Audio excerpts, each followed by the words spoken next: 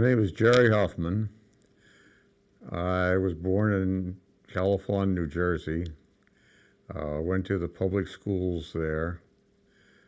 Finished high school and went to Lafayette College, where I was a member of U.S. Army ROTC, which I took chemical engineering, the bachelor's degree in chemical engineering. And after graduation, I did the Chemical Corps officers training. Following that, I was assigned to Chicago at the Rocky Mountain Arsenal Procurement Office, which was a little strange because Rocky Mountain Arsenal was in Denver, but that's the way the Army does things.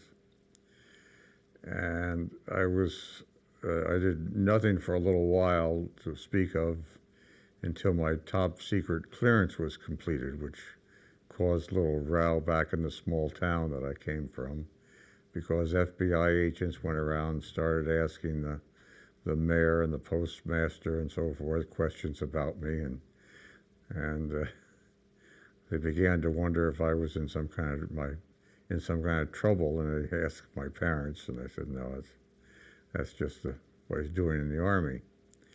And the reason it was top secret, it was to do with nerve gas. And the problem with nerve gas in the Korean War, which was when I was in, was that we didn't have it, but we didn't want it known that we didn't have it. We had done small quantities, but not the battlefield quantities that are needed. It's a very difficult product to produce.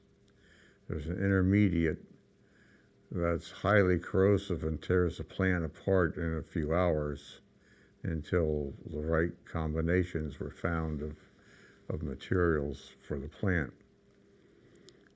So I worked with a contracting officer there, which turned out to be good lifetime experience, and started at first a little bit of things to keep me busy, cleaning up World War II contracts, and then getting into one of the key components of nerve gas is chlorine, and getting into the chlorine contracts with major chemical companies, which is experience that I wouldn't have had otherwise. It's going back a bit. The nerve gas is part of the now known weapons of mass destruction, I guess they're called, along with the chemical weapon or biological weapons and the radiological weapons. And that was what I was in the Chemical Corps was concerned about, mainly the defense against that type of weapons. Now, the defense is you hope for good weather to blow the bad things away. They're not very potent weapons because of the dependence on the weather, but at the same time, they're very dangerous, as we're hearing now. If in the right sort of quantities, in the right sort of places, they can do a lot of damage. But going back to what I was doing, the office I was in had about 200 civilians, and had about 7 lieutenants and about 7 colonels, which made it a very cozy little affair. The colonels, most of them were chemical engineers, being the Chemical Corps, and they kind of treated the lieutenants like children. Had us at their houses for Easter dinner with our family and that sort of thing. Going back a step, it was quite a transition when I went to the South for training and ran into the white only and colored water fountains and toilets and so forth. That was a bit of a shock. It's not at that time that was not particularly publicized as to as to that difference, and just had to get used to it. My training was in Fort McClellan, Alabama, and that's the Deep South. The kind of jumping around a bit, but going back to the top secret part was not letting the enemy know what we didn't have. See, they had assumed we had more than we had in the way of nerve gas because of the work of our chemical industry on insecticides. And they're sort of basically the same thing, except they're chemicals to work on people instead of bugs.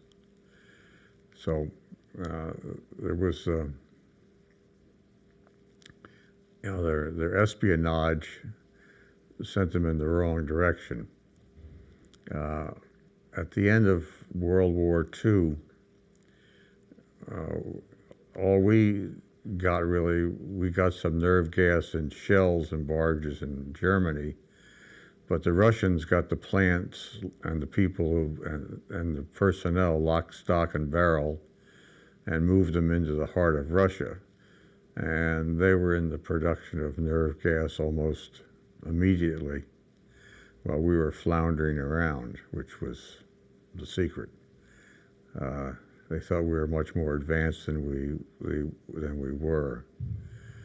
And as far as gases go, these things that are talked about now are not new. Mustard gas went back to the First World War, where it was used very effectively, and high casualties from mustard gas, also phosgene, when these gases, and just plain chlorine, when they're used against unprotected troops that do not have the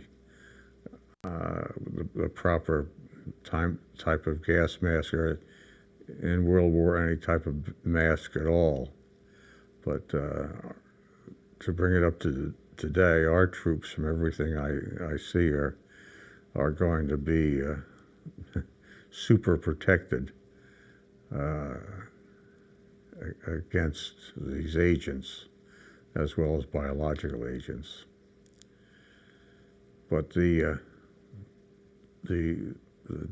day-to-day business included making some trips to Alabama, where the intermediate was made, and seeing that the plant just didn't run more than a few hours at a time before breaking down.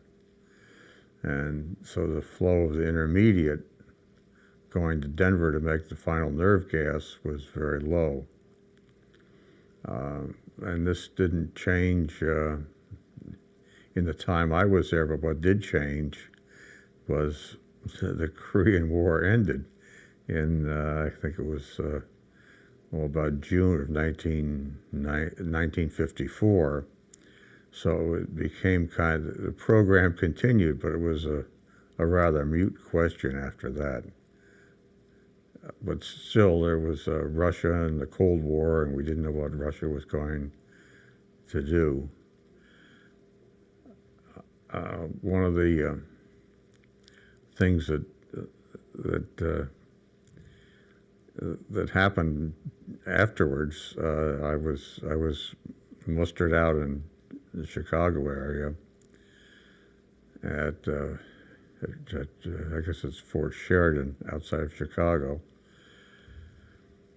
But then I was had a reserve commitment for 6 more years of active duty with the reserve, in which I spent going to various schools and going to summer camp training every year for a couple of weeks,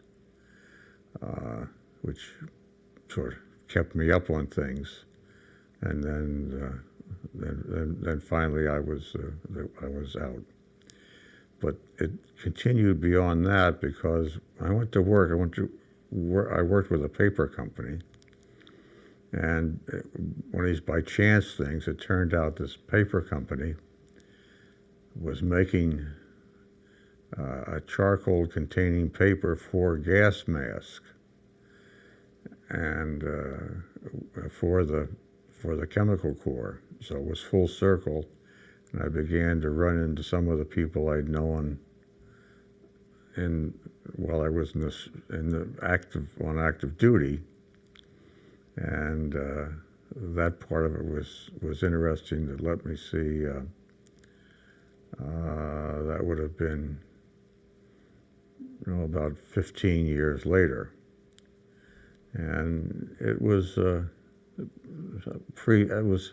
previous connection, of course, was helpful, just knowing these people and also knowing the way the military procured. In a way, I think I learned enough about business that my time in the service was equivalent to getting a master's degree on the outside. It was most helpful, and a thing that unfortunately doesn't happen to the majority of people. But it was a good experience for me, and something that, of course, not everyone will say. But maybe I was just lucky in the sense that that's the way it turned out.